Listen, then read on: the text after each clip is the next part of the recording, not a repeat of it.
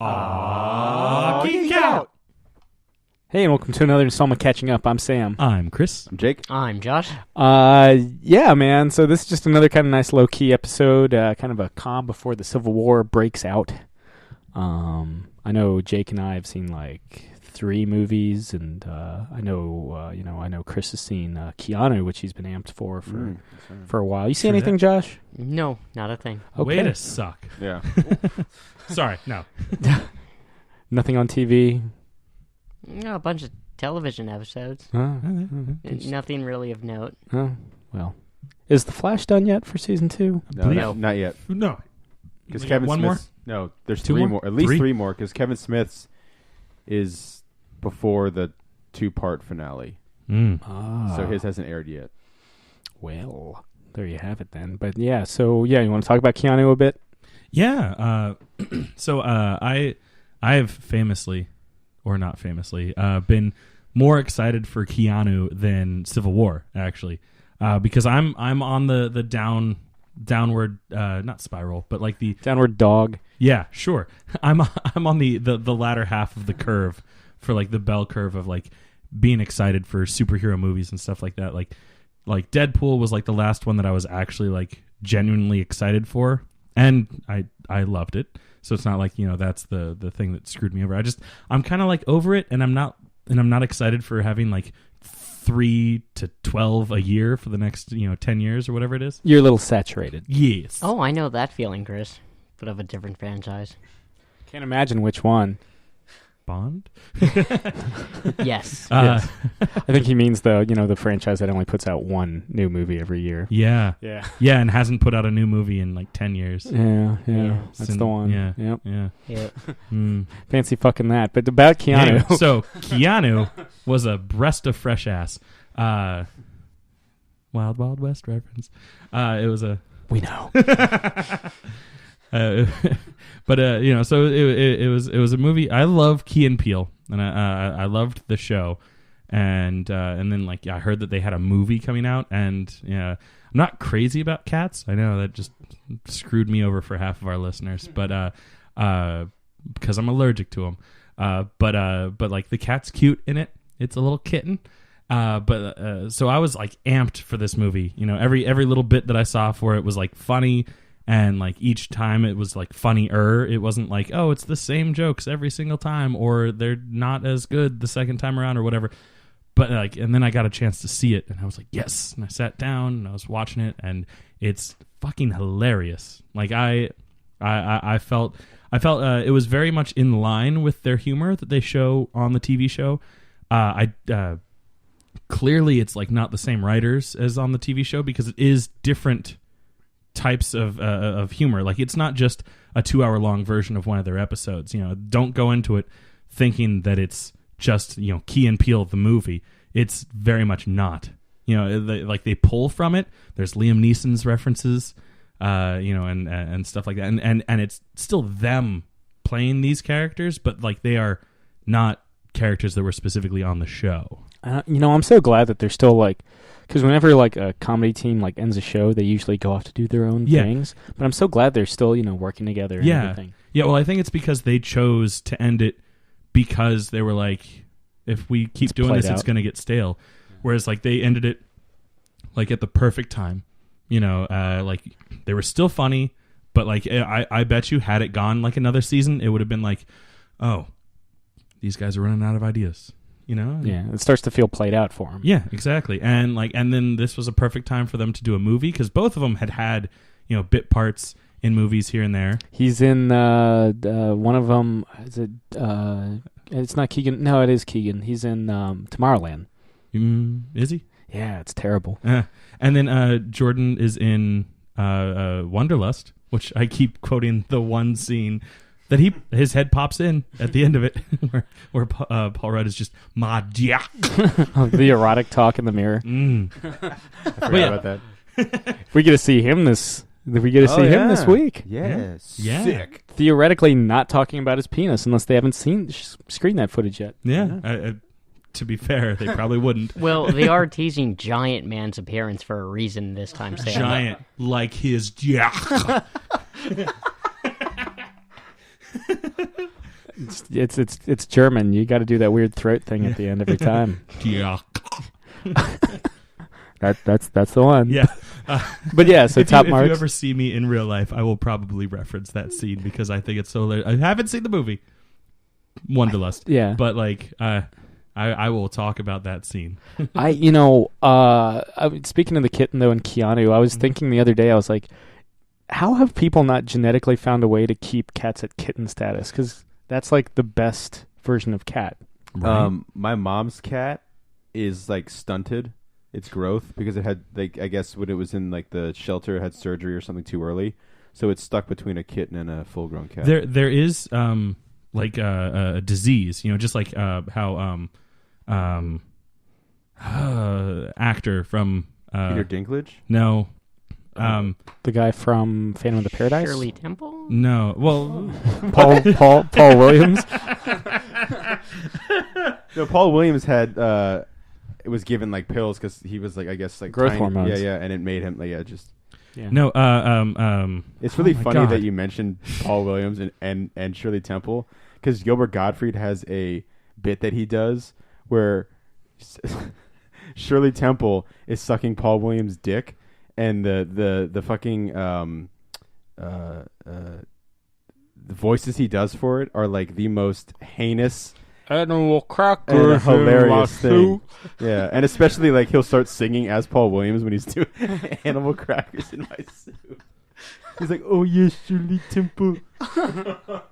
That's terrible. So what you're telling me then is it's physically possible for cats to be stuck in kitten status. yeah, there is some sort of disease where people don't age, and it happens to animals as well. Like a reverse Jack scenario. Yeah. Okay. Yeah. Jack being the Robin Williams Or film. reverse Jack. Yeah. Yeah. I was about to say no, exactly Jack, but then I remembered no, Robin he's an old- Williams is a grown man. Yeah, he's a 40-year-old man in the first grade. I think the last scene of the movie, he's an 80-year-old man graduating from high school. I remember in that movie, there's that. It's like there's that scene where he like has like a heart attack and like falls down the stairs. Yeah. I think I've talked about this before. I saw it with my brother. And he just burst out laughing, and I like smacked him because I was like, "What are you doing?" But I'm laughing about it right now. So fuck. Yeah. him. Fuck me. Yeah, fuck you. Fuck him. You know who directed Jack? Yeah. Okay. No. Brian De Palma. Ooh. Nope. Oh, Francis Ford Coppola. Ooh. That's right. Yeah. The Godfather director himself. Yeah. Yeah. And then after that he did Bram Stoker's Dracula, so all was right in the world. I mean, he also did Captain EO, right? Was that? I guess I'm pretty sure that is Coppola. It's either Coppola or Scorsese. Yeah, I know, and that always fucks me up. So just to correct myself, if needed, I'm checking on IMDb right now. You know, we did see Hardcore Henry, and we never really talked about it on the show. It's true. I mean, it was exactly kind of what I thought it was. Yeah. It was one of those movies that I think I've talked to you both, but like I wish there was less plot. Like they tried to do too much backstory, and it's like I don't give a shit. Yeah, Nobody gives a shit. You were saying the movie, like in the last act, is what you wanted the movie perfect. to be. Yeah, it's perfect. And it was Coppola that directed Captain EO. Ah. Also, Captain EO, one of the greatest things to ever happen to Epcot. Still there, I think. No, it's replaced by something else. It was replaced by Tomorrowland, but I thought after Tomorrowland tanked, they were like, and you can have Captain EO back. No, I think it's there's a couple that works at the movie theater with me that is like obsessed with Disney, and I'm like, oh, I love Captain EO, and they're like, we hate Captain EO, and I was like, how can you hate Captain EO? It's amazing, and they're like, we're so glad it's not there anymore. I'm like, okay, I'll take your word for it. I think it's replaced with something from Inside Out right now. That makes sense. Yeah, yeah. The other the better Disney movie from last year. I saw Zootopia finally, but we've already talked about it. Real quick, it was good. All right, so yeah, Hardcore Henry. Yeah. It's a great first-person shooter movie. I think it works better when it's like Mirror's Edge. Yeah. More Mirror's Edge than Call of Duty. So what I'm saying is I like it better when it's free running. Like the combat's fine, but I like it better when it's free running. I do love that that it seems like the cameraman, Henry, is like a parkour professional. Yeah, yeah. And I think that really helped it out. I wonder, do we know if multiple people played Henry, or was it always the same person? I've heard it was 2 people. Yeah? Yeah, it was 2. Depending on what kind of specialties they needed? I suppose. Or depending on time. Yeah. Now, Yeah. Sam, there are some scenes from the trailer I remember that looked a little off-putting, kind of out of place with the rest of the film? When you actually saw it, were there any scenes still that seemed... You're going to have to reference. Yeah, you need to elaborate a little bit more on that. Well, the one from the trailer I'm referencing is the one where there's like a lot of sparks going off, a lot of guys in white jumping in slow motion. Oh, yeah, Third act. That's the third act. It's amazing. The third act is like a fucking... Like, third act is... The boss level. Yeah, is the, peak, the bar that has been raised for like... What do you mean by it's out of place? It looked like a soundstage. Like they just didn't try to hide that. That's actually on a rooftop, but it's... There's a sequence where they're like in a room. It's in an office. Yeah. And it is... I will agree with you that it's a lightly decorated office, but it's very modern. But in the context of the movie, like the scene in its entirety, it doesn't like look like a soundstage. Yeah, I will say that the first like half of the film is like gritty streets of Moscow, and then the outskirts like the roads and stuff, and then like an abandoned like kind of like the Expendables 2 final battle or Expendables 3 final battle, where it's like the abandoned building, which was a great scene, right? Yeah, for both films, really. Yeah. Well, my thing was just everything out of the trailer just looked great, and that was like the one thing that just pulled me right out of it. It's at a different. I mean, it's in a different location. In the context, it makes sense. Yeah. Okay. It itself was not off-putting in the movie. Okay, that's good. Yeah. It's also like very, very funny. Yes. Yeah. And Charles Copley. Oh yeah. Yeah. Amazing. Oh my god. He's your ghost host in this one. Now, does he play all different characters, or is it the same person just getting, I guess, killed several times yes over? to both your questions. Yeah. I mean, yeah. It's not like one guy that just goes through costume changes per se. Yeah. If the audience will allow for a quick spoiler, hopefully at this point, yeah, right. It's not at my theater anymore, so hopefully you've seen it if you wanted to. And you guys have listened to the show, I assume. Yeah. So his character, his actual character, is a paraplegic or quadriplegic.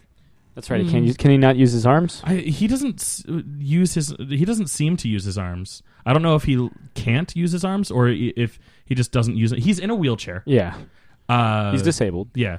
And he's like a robotics genius, and he has designed all of these avatars. Basically, he cloned himself. Yeah. So what you see in the trailer and for the bulk of the movie, you're seeing his avatars that are him, the actor playing all these different characters. Like different checkpoints. Sort of, yeah. And for the most part, you're introduced to a new one, and then within 5 minutes, that one is killed. Like, he gives the necessary information to Henry and the audience, and then as soon as that specific character is no longer needed, he is dispatched in more and more ridiculous ways. Okay. Until one scene where the rundown warehouse or whatever you want to call it scene. Where we get back to Sharto Copley's lair, where you see him cycle through like 10 different avatars, and it's an amazing scene. And just in the middle of this big, huge action set piece, it breaks into a musical number where he keeps switching into the different avatars as he's performing this song, and it's beautiful. What's your favorite of the Legion of Copleys? What's your favorite Copley? Ooh, I think I'm going to go with Guinea Soup Copley, the sniper. Ghillie Soup. Ghillie Soup. Yeah, Guinea Road. From what I've seen from the trailer, probably the coked out one. Like this is a war! Yeah, with the fro. And the Speedo. Yeah. He reminded me of the Martians from Mars Attacks. Jake, do you have a favorite Copley? Yeah, the sniper. Okay. I'm Field Marshal Copley. There you go. Good. That's a good one. He's the one with the wildest accent. Yeah, because all the other ones are basically just Sharto Copley doing his own accent. But then Field Marshal, he's like doing like British World War II. Yeah, very proper. Field Marshal. Yeah. Like up. Which makes me wonder, like when he's like within the universe, that character, the real man behind it all, is he actually saying all of those like outdated British phrases, or has he programmed it to translate his speech into that? Like, does he have to do the accent while he's running the Avatar. I always presumed it was a different part of his personality. Like, so you've got the punk rock, don't give a fuck. You've got the... That was a good one, too. Oh, yeah. Although he didn't really do much. He No. dies. Yeah. Well, they all die, but yeah. But I want to say, like, he pretty much was just in the dance number. Yeah, and then because as soon as they show up to the abandoned building, he's like, fuck it, and like blows himself up at the military convoy. Yeah, I always just kind of assume that they're like different. Like, in the first Copley you see is basically Powers Copley, from the TV show, which apparently got like over like 3 million viewers. That reminds me for I need season to 2. Watch it. Yeah, I don't have the PlayStation Network, so Bendis was basically... Well, you can get it on DVD, I think. Yeah, you can. Yeah, Oh. or if you have a entertainment device that can download the Crackle app.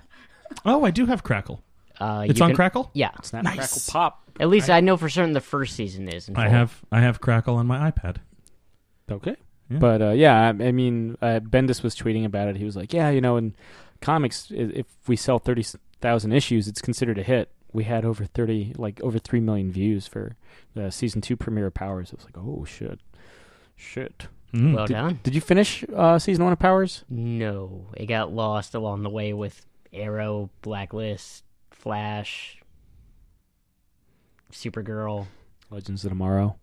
Kind of waning a little off of that. Yeah. That's what I hear. I would say out of all of those, it's the weakest, and I don't even like Arrow enough mean, to keep watching it. Legends just did one thing in particular that really pissed me off. They had I think I know exactly what you're talking about because I had a friend complaining about it a little while ago. a great introduction of Hawkman, and then like 3-4 episodes in, we're like, okay, we're done with this character. Never mind, not what I was. I mean, the good news is oh wait, he no, that always was on Arrow. comes Never back. mind.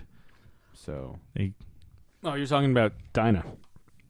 Dinah Lance. killed off Black Canary Yeah, or that something was like that. stupid. And then, well, a lot of television shows I've been watching the past few weeks have been killing off major characters, especially female ones, left and right. Yeah. Blacklist, Sleepy Hollow. 100 and Arrow as well. And so at this point, it's kind of just been like, hey, who are we going to kill, on another series next? I feel like the cabal of television. Maybe that's why what's her name didn't come back to the second run of Peggy Carter, Or third run for Agent Carter. Agent Carter. Yeah. Well, but our friend Sarah was. Angie. Angie. Oh, Lindsay Fonseca? Yeah, Yeah. they never killed her, though. They just kind of wrote her away. Yeah, Left her in New York. So that Yeah. means she died between season 1 and season 2. If they're not on screen, they're just Are they dead. actually seasons now, or are they still doing like miniseries It's events? special events at Okay, this point. good. Yeah. I would like to keep it that way. Because they haven't confirmed a season 3 or third run or whatever. Right. Series 3 if we're going by BBC terms. But no, I mean, Hardcore Henry is something that I, back to. to bring it all back, it's okay. Yeah, it's exactly fine. what I thought it would do, and it's I- very entertaining. I did not feel cheated. I saw it for $5. Yeah. I was like, all right, that's Yeah. cool. It's exactly what I wanted it to be, just like you were saying. Like that, I saw the trailers and I was like, yes, this is the kind of first person movie that I want to see. It's probably the only first person movie that I'm actually, that I was ever actually excited to see. And I really wanted to go to the Cobb Theater that's in Leesburg because they have D-box seats where the seats rumble around and move, kind of move with the movie. I wanted to experience it in that, but it was in and out too quick. Yeah. I think it was still, like, as of last week, it was still at Corner. I don't think it's there Really? anymore, though. But, we also saw Midnight Special oh yeah, with, speaking of Kirsten Dunst, yeah. with a Dunst opening. The Chess Dunst. move. But I really dug it. I remember you were kind of like middling on it because of Michael Shannon. Well, for me, it was like a perfectly average movie, like just straight down the line. I didn't know anything about it. I just heard it was. I heard like a basic premise, like a real basic premise, and I really liked the cast. And I was really excited because I was flipping through. I didn't think it was playing around here, and I saw it was playing at Fairfax Town Center, so I rushed out to go see it. And it was. I just left, and it was just for me, it felt like a movie that was so concerned with getting to the finish line that at the end of the day, that's all it did.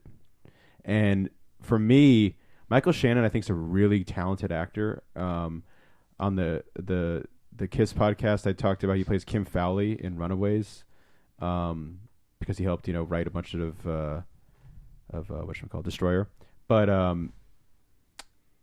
he is just so one note in this movie for me. And I feel like that you needed a performance. For me, I wanted to have the father character that was more than just curmudgeon. So Joel Edgerton, The funny thing was, I was like, Joel Edgerton. I would have loved to seen him as that. Even like who for plays me, Michael Shannon's partner in the film. for me, I thought Patrick Wilson would have been a really good choice, and not just because I really like Patrick Wilson, but Patrick Wilson has like a range that he can give. So like as he's dealing with this kid and these great powers and this great unknown, that would have played out better. In this one, it just felt like there was just a sole mission, and that was it. Well, it's very much a chase film. Is the kid more Taken or Dreamcatcher? Ooh, not so much Taken, because he isn't. He isn't really against his will. He's actually, his father figure played. His father, not just father figure, played by Michael Shannon. They're not like there's not. I will be your father.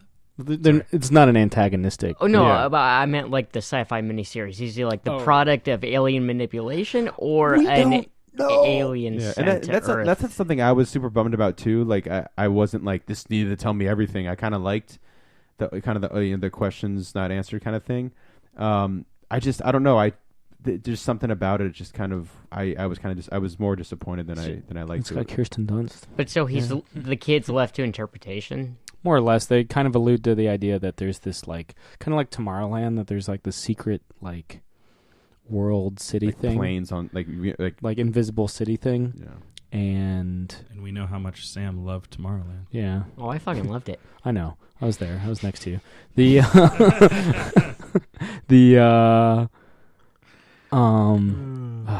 movie. You threw me off, you fuck. Sorry. My bad. I ruined the podcast. Wouldn't be the first time. No, I'm usually the one that makes it screech to a halt. What was the old halt and grind?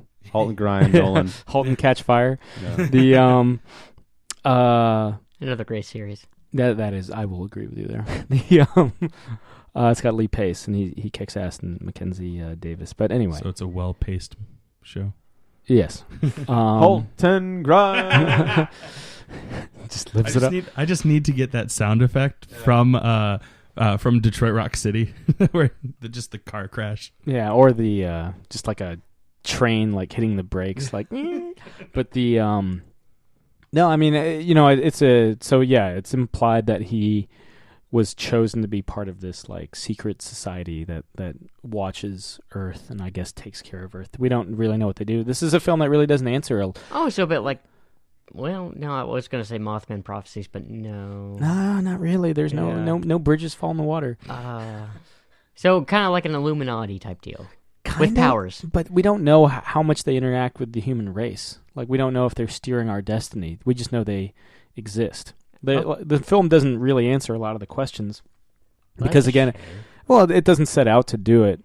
So if that's what you're looking for, you're not going to, unfortunately, find it. Yeah, I mean, more props to the film to, get people questioning and thinking and investigating on their own. But God damn it, when I go to see a film, I do like a resolution, or at least answers to certain things, like why the kid has powers and shit like that. Yeah. And stay away from this movie. Stay far away from this movie, because I'll it doesn't probably answer. wait till it's on Netflix and just get drunk and watch it. Because like Sam was saying, if you're looking for answers, this movie doesn't have really concrete any answers for anything. And that's not my problem. I thought it was just bland. How about Kylo Ren? How is he in it? He's good. He's bookish. I kept finding it like he is good, but I kept finding him like inadvertently funny when he wasn't supposed to be funny. Like whenever he'd show up on screen, like, and I don't know if that's detriment because like Star Wars and he's so big now that when Kylo Ren walked on screen, not Kylo Ren, there you go. When what's his face, Adam Driver walked on screen, you couldn't help but think Star Wars, like just in the back of your mind, like Star Wars. It's better that than girls, I guess. Oh, Jesus Christ! True that. Of course. Yeah, girls is the worst. The worst. It's worse than Warehouse 13. I actually like Warehouse 13. You're fine, Josh. Don't worry. But I mean, yeah, he did a good job. True statement. It is indeed worse than Warehouse 13. But I wouldn't say anyone. Like I said, I wouldn't say anyone does a bad job in the movie.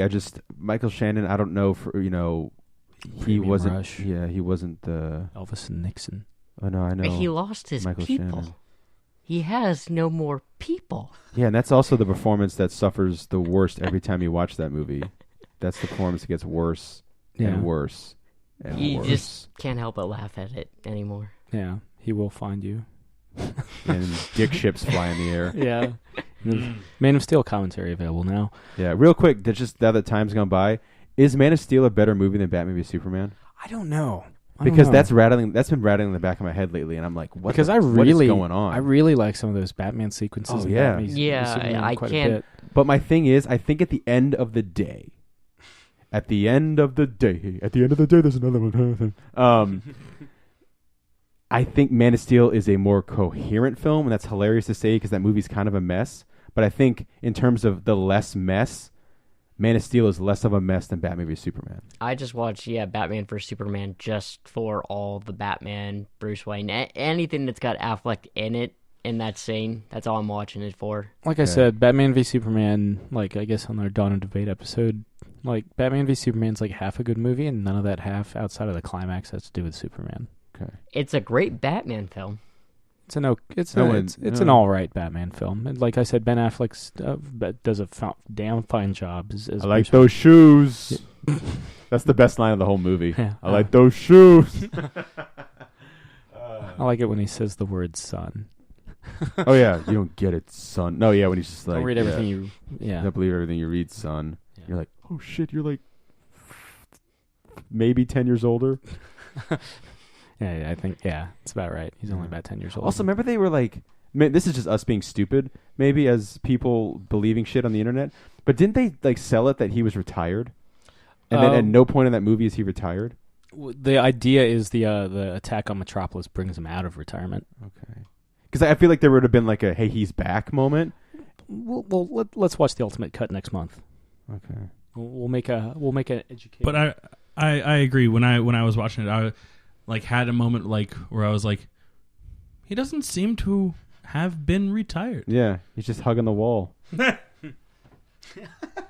most unintimidating. I do like that he spent most of the movie still like kind of being the urban myth. Or at least the closest to an urban myth Batman any of the Batman movies have ever been. Yeah, at least that's the feeling the police gave. Also, the hug the wall sequences after the Battle of Metropolis. Yeah, but I feel like they would have been like like he's back, motherfuckers. They're just like, hey, he's back. He's back. You don't know me like that. He's just burning motherfuckers with his shit. Yeah. Burning motherfuckers with the shit. Whatever, fuck it. That movie, we talked about that movie enough. Yeah. Finger gun. That's just been on my mind lately. Like, is Man of Steel a better movie? You know what was a better movie? Everybody wants some! Exclamation point! Exclamation point! Exclamation point! There's only two. Fuck! That's it. Get off the show. I'm done. It's got Blake Jenner from, I guess, Glee, but he also is married to Supergirl. Yeah. You know, in real life. It's got. Who do you think does the best job in that film, though? Not him. Okay. I think he's fine, but I wish they would have. I actually would have. He's fine. Is it Kurt Russell's son? Who's Kurt Russell's son? The guy with the beard like McCready that leaves the team. Holy shit, that is. Oh, fuck. His name's Wyatt Russell. Yeah, he's really good. But I wish that movie would have focused on The Natural, which is the kid that's like the captain who cuts the ball in half with the with the axe. I wish they would have followed that character. And my axe. Yeah, I wish they would have followed him. And he wasn't in it enough. I liked his the guy from story. Teen Wolf. Is that who he is? Yeah, that's the guy that Corey thought made a good Batman. Yeah. Sorry, Corey. But I knew I recognized him from somewhere. I wish they would have followed him somewhere or followed him through the movie. Yeah. But I think not Glenn Powell with the mustache and I guess most of them have mustaches because it's 1980. Yeah. I mean, again, it's a great ensemble piece. I think Blake Jenner's character was the smart choice to follow because, again, you invites him with the audience literally as in he's going to school, walking in, meeting all these characters like we're meeting him. Yeah, it's that golden weekend before classes actually start. It's so good. I mean, I forgot it was about baseball until like they're like, hey, it's the baseball house. And I was like, oh, shit. That's all. Like immediately, it jumped up a couple of pegs in my book because I was psyched. I said the word baseball. Excited to see a baseball film. Sam's list starts with does it have birds? Jake's list starts with does it have baseball? Yeah, and it did. Didn't see any birds. It had some basketball. But there's not good enough for Sam. There's a guy dressed up like the Stairway from Heaven. Stairway to. Oh, that's right. Heaven. Hey, it's the guy. It's the Led Zeppelin guy. Yeah, the best scene, the best line is. who says the line? Is it Kurt Russell's son who says the line about the Astros? No, it's Glenn Powell. It is okay. Yeah, after the best post-coital That's right, line yeah. ever. He goes, I think the Houston Astros are going to win the World Series this year. Like after he's just like had sex, he's just reclining. And he's just like, Houston Astros are going to the World Series. And this they year. do that all the time. Yeah, they don't have to remind you they're baseball guys, but like they talk baseball. They put it's things always in there. baseball things, you know. It's like how on the League, like the TV show The League, like I would rest in peace. Yeah, I would forget that it's about guys that play fantasy football, because like it's more about their antics and stuff like that. But then they're constantly putting things into football terms that I don't quite understand because I don't watch football. As an aside, as someone who hasn't seen the final season and episode of The League, how does that series finale stack up to? Like, does it just feel like a typical like season end, or does it feel like a full on series finale? There are things that happen in it that give it like the like season or series finale feel, but I would say that it could easily or could just as easily be just a season finale. That being said, a lot of their season finales did kind of have this like, oh my god, everything is ruined kind of feel to it. Burning down the beach house. Yeah, The exactly. Brown Note. Oh, the Brown Note. What a great episode. But yeah, so Rafi's line is ultimate. sometimes when I shit, I come. Yeah. Oh my god. Yeah. Look at me, Brian. strokes. No, but honestly, when I saw the trailer for the first time, couldn't have been more uninterested in the movie. For Everybody Wants Some. Yeah, I just was like, meh, not for me. Not for me. No. I Then feel like I felt that way about and Zootopia. honestly, Sam, when you were like, let's go see Everyone Wants Some, I was like, fuck yeah. And I thought it was the Sing Street movie instead. And so we showed up, I was like, oh shit. And then we sat down and I was like, oh, that's really fucking good. So Yeah, what I like about Everybody Wants Some, because it's currently, I mean, I've only seen like 7 movies this year now that I've seen Zootopia, but it's still, it's my favorite. Yeah. Granted, there's a lot of shit coming out. you could keep that list updated on your Letterboxd profile. I could.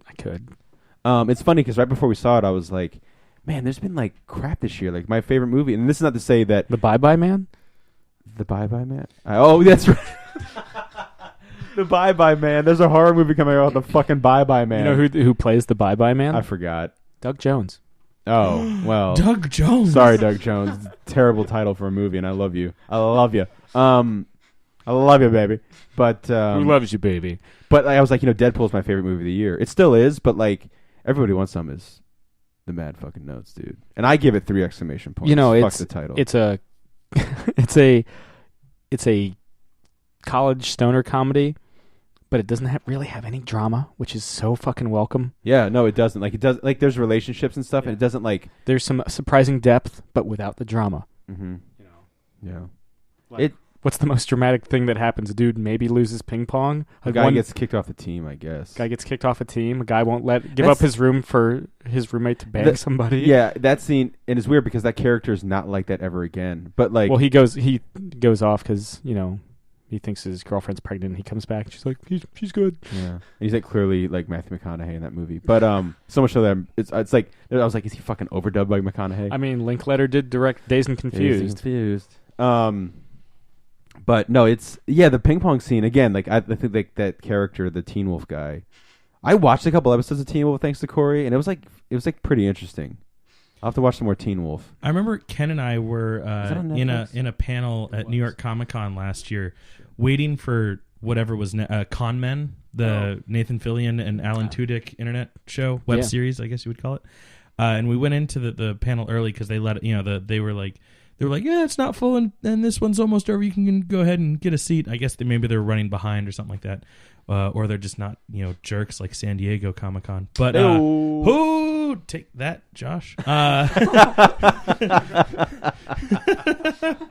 be fair, I'll be seeing myself out. To be fair, I totally agree with the convention being like, Josh. no, you can't go in early and just camp there in a hall all day. So I actually agree with San Diego. But anyway, I was so we go into the hall early for Con Men, and they're doing a Teen Wolf panel, and Jeff Davis, not Jeff Davis of Whose Line fame, much to my chagrin, is there. He's like the creator of the show, and a couple of the actors are in it, and they're talking about it.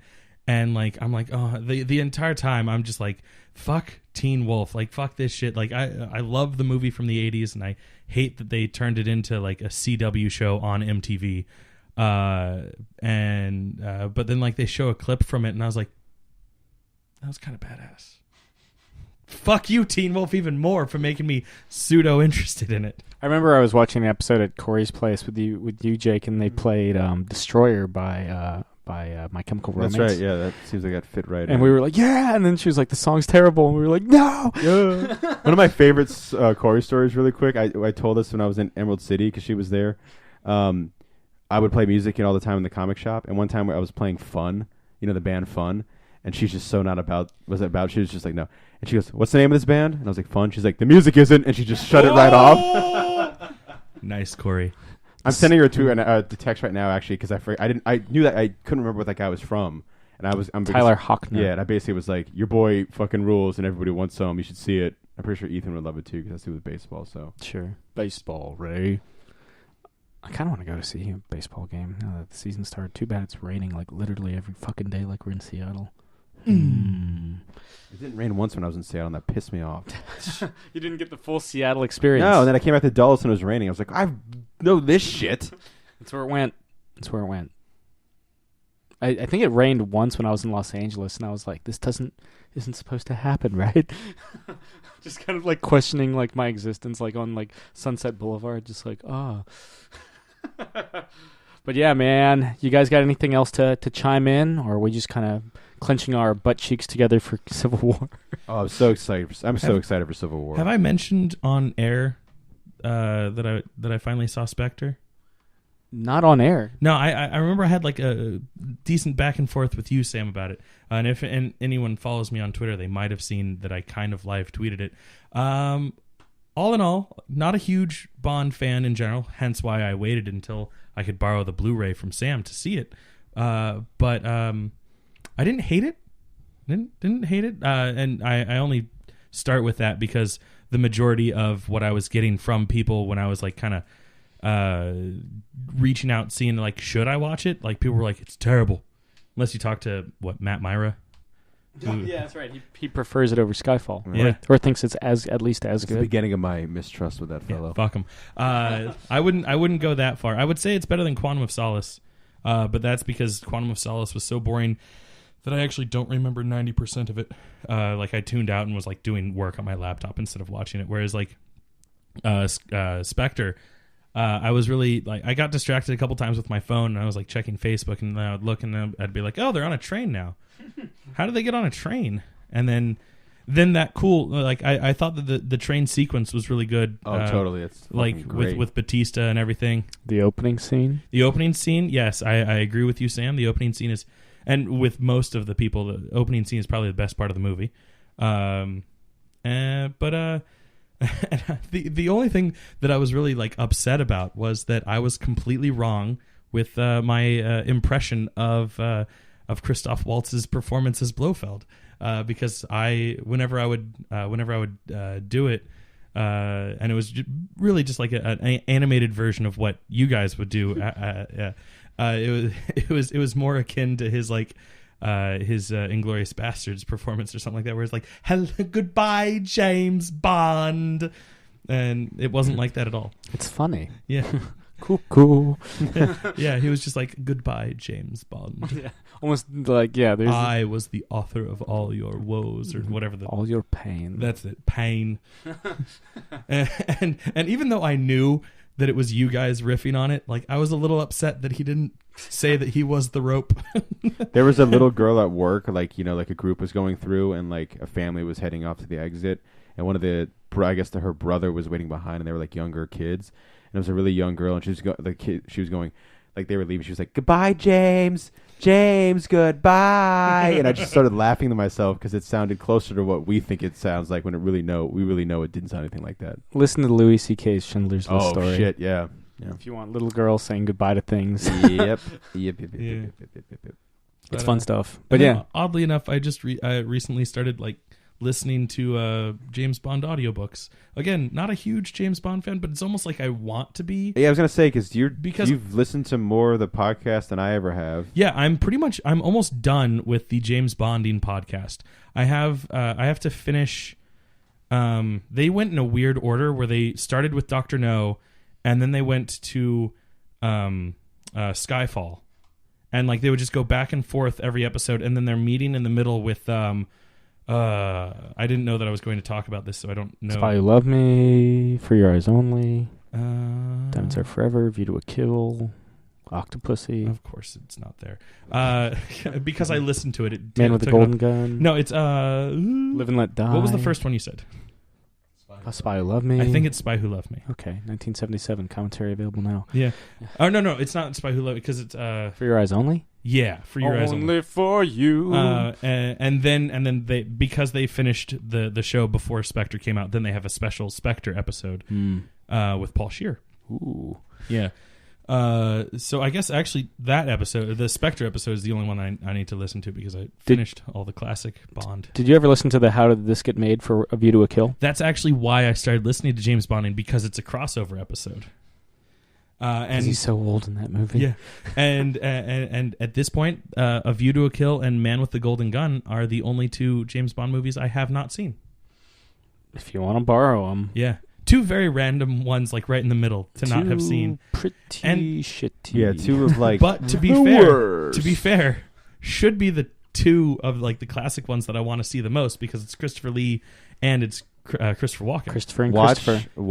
The Man with the Golden Gun last. Yeah, Or first, get it out of the way. Who knows? Because it's terrible. because got- I've even A View to a Kill has more charm to it, yeah which It's is got weird. Duran Duran. yeah. Yeah, it's a good. But song. like I've even seen the Peter Sellers Casino Royale before seeing those two movies. With Woody Allen as well. By the Orson way, Welles. sorry Josh, but that movie is pretty bad. Which one? The original Casino Royale. Well, not the original. The Peter Sellers Casino 1967 Casino Royale. Royale. Not the hour-long made-for-TV movie Casino Royale. It was an episode of Climax starring Barry Nelson. Man knows his shit. Do if there's anything I know, it's Oh, shit. And also, if you want to count it, I also have not yet seen Never Say Never Again. If you want to borrow, never say never. I got them all, I baby. mean, I have seen Thunderball, so I've basically seen. You've Never seen Say the Never better. Again. Never say never just again. think of like older Connery. man in Yeah, that. you know role. what's still And younger Kim than Basinger. Roger Moore? Yeah, in his last Bond. Yeah. Well, still younger than Roger Moore. Period. Sean Connery's 3 years younger than Roger Moore. It never made sense to me that they recast with an older man. Yeah, it'd be like recasting Daniel Craig with Idris Elba, Idris Elba's like 4 years younger. but it's but- still yeah. Older at the start. Yeah. I guess is what I meant. Yeah. But Yeah. yeah, man. You got anything to add, Josh? Not a thing. Jake? No. Chris? Well, I guess you just... Yeah, no, I'm done. Okay. I'm tapping out. Well, hey, look, Zach. I kept it under 45 minutes. Yeah, fuck you, Zach. Both nuts. So this has been another installment of Catching Up. I'm Sam. I'm Chris. I'm Jake. I'm Josh. We'll see you guys next week with what we think about the Civil War. Ooh, thank you very much. Good night, everyone. This has been another Geek Out production. If you enjoyed what you heard, hey, we've got a new commentary every Monday. We've got a special episode every Friday. Of course, there's the usual catching up show every Wednesday. And you get book club episodes just about every Tuesday these days. Thanks for listening.